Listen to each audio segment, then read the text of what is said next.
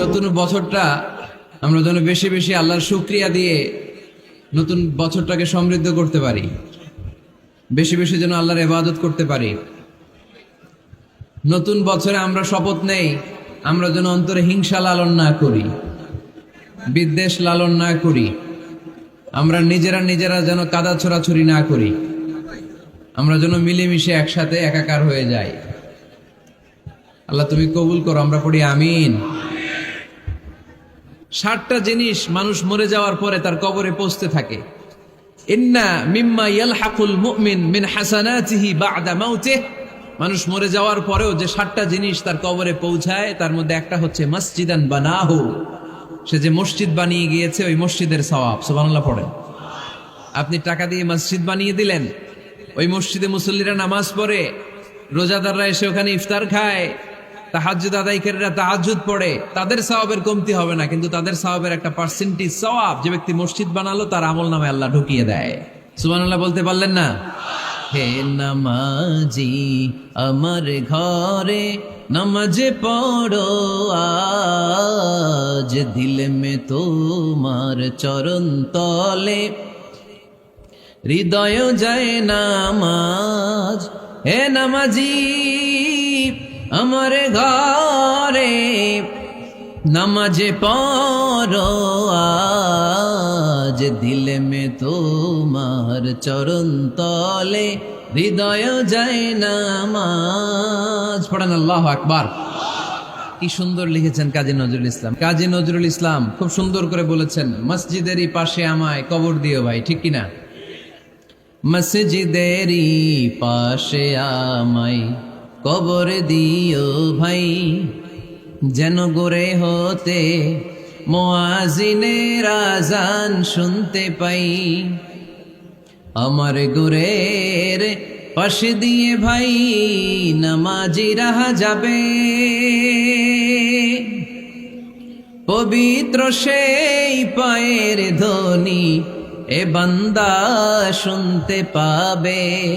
গোরা যাব হতে গুনাহগার পাইবে রেহাই, মসজিদেরই পাশে আমায় কবর দিও ভাই।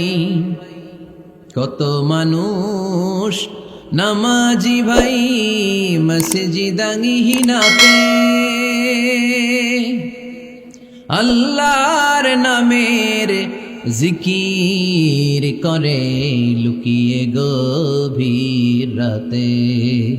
আমি তাদের সাথে ওই আল্লাহর নাম জপতে চাই, আল্লাহর নাম জপতে চাই। পড়েন সবাই, মসজিদেরই পাশে আমায় কবর দিও ভাই, যেন গোরে হতেও মুয়াজ্জিনের আযান শুনতে পাই।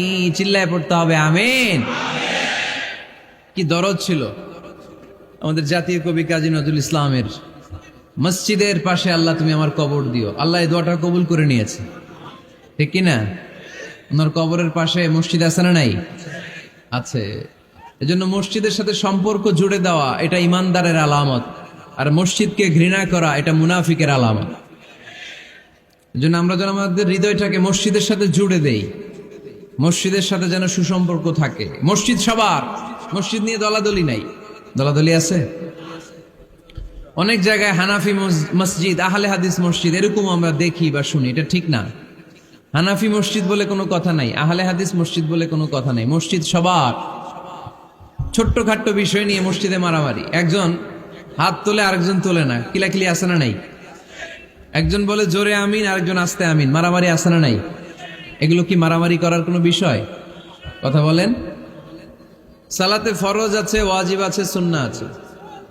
খেয়াল করে বুঝবেন, ফরজ যদি নষ্ট হয় সালাত ভঙ্গ হয়, you have to repeat your salat. ওয়াজিব নষ্ট হলে সালাত ভঙ্গ হয় না, নতুন করে পড়া লাগে না,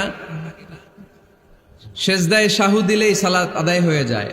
আর সুন্নাহ নষ্ট হলে নামাজ নষ্টও হয় না, নতুন করে পড়াও লাগে না, সৌ সেজদাও লাগে না, নামাজ আদায় হয়ে যায় সুন্নাহ নষ্ট হলে। এই যে হাত তোলা না তোলা, এটা সুন্নাহ।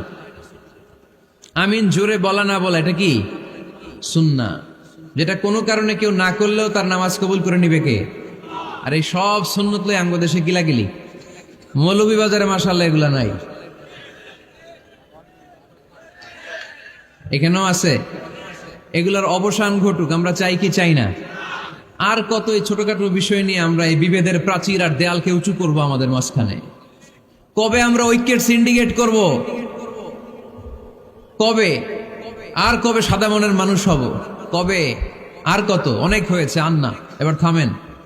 বিভেদের প্রাচীরকে ভেঙে চুড়িয়ে দেন। ঐক্যের এমন সিন্ডিকেট করতে হবে যাতে কোনো অপশক্তি এই ঐক্যকে ভাঙতে না পারে, বানচাল করতে না পারে। চিল্লায় বলেন ঠিক কিনা? এজন্য মিউচুয়াল রেসপেক্টের দরকার, পারস্পরিক শ্রদ্ধাবোধ সব ক্ষেত্রে, রাজনীতিতে, সামাজিক অ্যাক্টিভিটিসে, আমাদের আলেম ওলামাদের মধ্যে পারস্পরিক শ্রদ্ধাবোধের দরকার, মিউচুয়াল রেসপেক্ট। কেউ কাউরে রেসপেক্ট করে না, আমি যেটা বুঝছি এটাই সব, বাকি সব হারাম, এরকম বলে না অনেকে? এরকম যেন না করি। তাহলে মসজিদ সবার। মসজিদ, আল্লাহর হাবিব সাল্লাল্লাহু আলাইহি ওয়াসাল্লাম খ্রিস্টানদেরকে মসজিদে ঢুকতে দিয়েছেন, আর আমরা মুসলমান ভাইয়ের জন্য মসজিদে তালা ঝুলাই দেই, আছে না নাই? আল্লাহর হাবিব সাল্লাল্লাহু আলাইহি ওয়াসাল্লাম কোথাও গেলেই প্রথমে মসজিদ বানাতেন। কি বানাতেন? মসজিদ বানাতেন। মক্কা থেকে হিজরত করে মদিনায় আসলেন, কোবায় থাকলেন কয়েক সপ্তাহ। কোবা পল্লীতে তিনি মসজিদ বানালেন, মসজিদ কোবা। ওখানে প্রতি শনিবার কেউ যদি অজু করে ওখানে যে 2 রাকাত নামাজ পড়ে, একটা কবুল উমরার সওয়াব আল্লাহ তাআলা তার আমলনামায় দিয়ে দেয়। মসজিদে কোবা বানালেন। তারপরে মদিনায় এসে মসজিদে নববী বানালেন আল্লাহর হাবিব সাল্লাল্লাহু আলাইহি ওয়াসাল্লাম, মসজিদে নববী। এটা ছিল আল্লাহ রাসূল সাল্লাল্লাহু আলাইহি ওয়াসাল্লামের বৈশিষ্ট্য। কোথাও গেলেই তিনি মসজিদ বানাতেন, মসজিদে নববী। হায় রে, এখন তো কত সুন্দর মসজিদ আমরা দেখি, আমরা যে সালাত পড়ি। আল্লাহর হাবিব সাল্লাল্লাহু আলাইহি সাল্লামের সময় মসজিদে নববী কি এরকম ছিল? কথা বলেন। ফ্লোর ছিল বালুর ফ্লোর। কিসের ফ্লোর? আমাদের মসজিদের ফ্লোর কিসের? টাইলস। আর আল্লাহ রাসূল সাল্লাল্লাহু আলাইহি ওয়াসাল্লামের মসজিদে নববীর ফ্লোর কিসের? কথা বলে না। তো আওয়াজ করে উত্তর দেন না কেন? কষ্ট হচ্ছে? দুপুরে খাইছেন না সবাই? কেন খান নাই কেন? রোজা রাখছিলেন? হ্যাঁ, ফজর বাদে আইছি। আচ্ছা ঠিক আছে, ঠিক আছে। আচ্ছা আচ্ছা, সাউন্ড নাই, কথা শোনা যায় না, তো এটা শুনলা কেমনে? وظننت أنا أني بذلك حزت غنى فوجدت أني خاسر فتلك مظاهر لا لا لا نحتاج المال كي نزداد جمالا